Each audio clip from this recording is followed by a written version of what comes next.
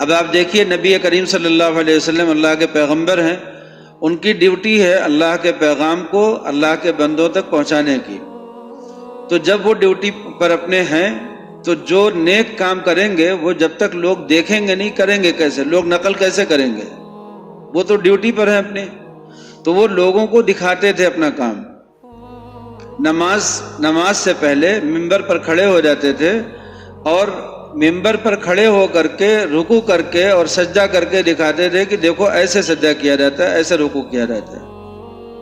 یعنی اوپر اٹھ کر کے، ممبر سے مراد یہ نہیں کہ ایسے چھوٹے چھوٹے ممبر پہ، تو اوپر تھوڑی سی جگہ بنا کر کے، اونچی جگہ بنا کر کے اس پر آپ رکوع کرتے تھے تاکہ پوری قوم دیکھ لے کہ رکوع ایسے کیا جاتا ہے، سجدہ ایسے کیا جاتا ہے، نیت ایسے باندھی جاتی ہے. یہ ان کی ڈیوٹی تھی، یہ ان کا کام تھا.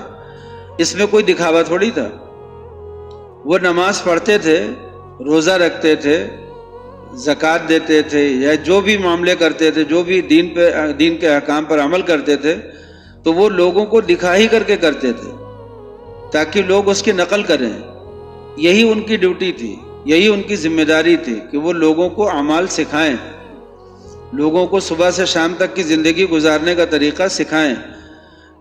آپ صلی اللہ علیہ وسلم نے حضرت عائشہ سے جو شادی کی تھی، تو حضرت عائشہ سے شادی کرنے کی وجہ بھی یہی تھی کہ حضرت عائشہ جس طرح سے باتوں کو سمجھتی تھیں اور ان باتوں کو بیان کرنے پر جو ان کو قدرت تھی، تو وہ چیز اور کسی میں نہیں تھی.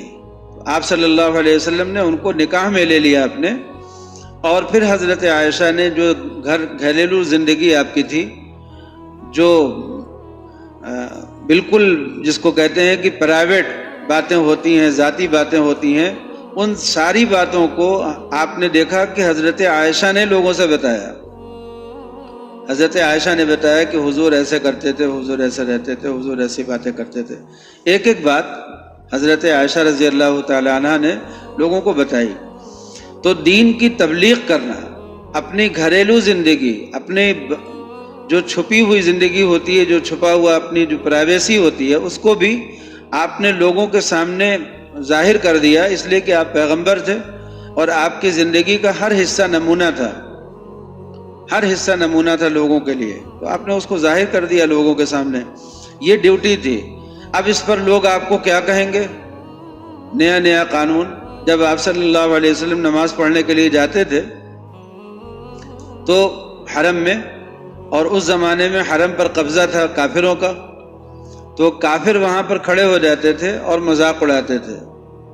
کہتے تھے کہ یہ کون سی عبادت ہے کہ سر جو ہے وہ زمین پر ہو اور یہ پچھلا حصہ اپنا وہ اوپر اٹھا ہوا ہو، یہ کون سی عبادت ہے؟ وہ کہتے تھے کہ سیدھے کھڑا ہونا اور جھکنا یہ تو ٹھیک ہے، لیکن یہ کون سی عبادت ہے کہ سر جو ہے زمین پہ رکھ دو اور اپنا پچھلا حصہ، پاخانے والا حصہ جو ہے کولا اوپر اٹھا دو، یہ کون سی عبادت؟ مذاق اڑاتے تھے سجدے کا. تو ان کے وہاں سجدے کا جو تصور تھا وہ کیا تھا کہ بالکل ایسے لیٹ جاؤ، لیٹ کر کے سجدہ کرو. تو یہ مشرکین جو تھے انہوں نے نماز کے ایک ایک رکن پر، پاکی ناپاکی کے ایک ایک مسئلے پر، وضو پر، ہر چیز پر انہوں نے اعتراض کرنے کی جو ان کی اپنی سمجھ تھی اس کے اعتبار سے کوشش کی. لیکن صحابہ میں سے کسی صحابی نے نہیں سنا ہوگا آپ نے کہ ان کو کوئی شرمندگی ہوئی ہو.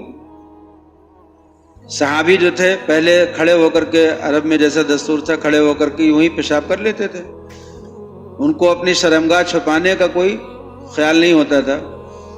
لیکن جب اسلام آیا، حیا آئی، تو بیٹھ کر کے پیشاب کرنے لگے.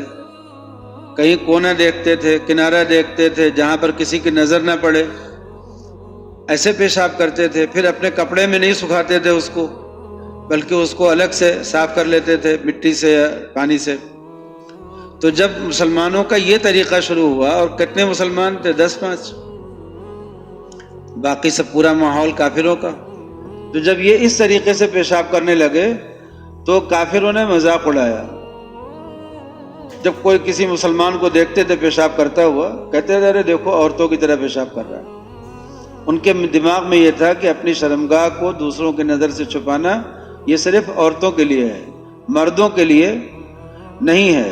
چنانچہ وہ کعبہ کا جب طواف کرتے تھے تو ننگے ہو کر کے کرتے تھے۔ مشرکین مکہ جو تھے جب کعبہ کا طواف کرتے تھے تو اپنے سارے کپڑے اتار دیتے تھے اور کہتے تھے کہ جس کپڑے میں گناہ کیا ہے اس کپڑے میں عبادت کیسے کر سکتے ہیں۔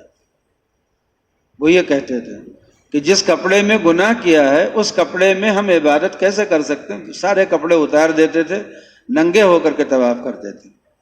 تو اب ان کے وہاں تصور یہی تھا کہ شرم حیا مردوں کے لیے نہیں ہے کوئی چیز، اور یہ سارے اگر کوئی کچھ ہے تو عورتوں کے لیے ہے، وہ بھی تھوڑی بہت ہے۔ تو یہ تصور تھا جاہلیت میں۔ لیکن جب اسلام میں لوگ داخل ہوئے اور انہوں نے پاکی ناپاکی کا سلسلہ شروع کیا، انہوں نے حیا شروع کی اور اس کے مطابق استنجا کرنے لگے، تو مشرکین مکہ مذاق اڑاتے تھے، کہتے تھے کہ دیکھو عورتوں کی طرح پیشاب کرتے ہیں۔ کبھی ایسے ہی گھیرا لگا لیا، کسی مسلمان کو پکڑ لیا اور مذاق اڑاتے ہیں، ارے جانتے ہو اس کا پیغمبر ہے جو نبی، وہ اس کو پیشاب کرنا سکھاتا ہے، پیخانہ کرنا سکھاتا ہے، کہتا ہے کہ ایسے پیشاب کرو، ایسے پیخانہ کرو۔ تو وہ جو مسلمان ہوتا تھا، میں تصور کرتا ہوں اس کو کہ اس مسلمان صحابی کو میں تصور کرتا ہوں، جب میں سوچتا ہوں کہ ان کے دل میں کیا بات رہتی ہوگی جواب میں۔ ہمارے جیسے لوگ ہوتے تو کتنا پچھتاوا، کتنی شرمندگی، کتنی معذرت، داڑھی کٹوا لیتے اور یہ کروا لیتے اور وہ کروا لیتے، کیسی زندگی گزارتے ہیں ہم لوگ وہاں پر۔ لیکن وہ جو صحابی تھے انہوں نے جواب میں کیا کہا؟ انہوں نے کہا کہ ہاں ہمارے جو پیغمبر ہیں وہ ہمیں پیشاب کرنا اور پیخانہ کرنا بھی سکھاتے ہیں۔ وہ یہ کہتے تھے کہ ان کا پیغمبر ان کو پیشاب کرنا سکھاتا ہے، پیخانہ کرنا سکھاتا ہے۔ صحابی نے جواب دیا کہ ہاں ہمارے جو پیغمبر ہیں وہ ہمیں پیشاب کرنا اور پیخانہ کرنا بھی سکھاتے ہیں۔ مطلب یہ ہے کہ دیکھو ہمارے پیغمبر کی تعلیمات کتنی مکمل ہیں، ہر چیز سکھاتے ہیں، شروع سے لے کر کے آخر تک کی زندگی گزارنے کا طریقہ سکھاتے ہیں۔ تمہارے پاس ایسی کوئی تعلیم ہو تو بتاؤ۔ تو یہ جو مقابلہ ہے، اس مقابلے کو آپ موجودہ معاشرے میں بھی رکھ لیجئے۔ آج مسلمانوں کے پاس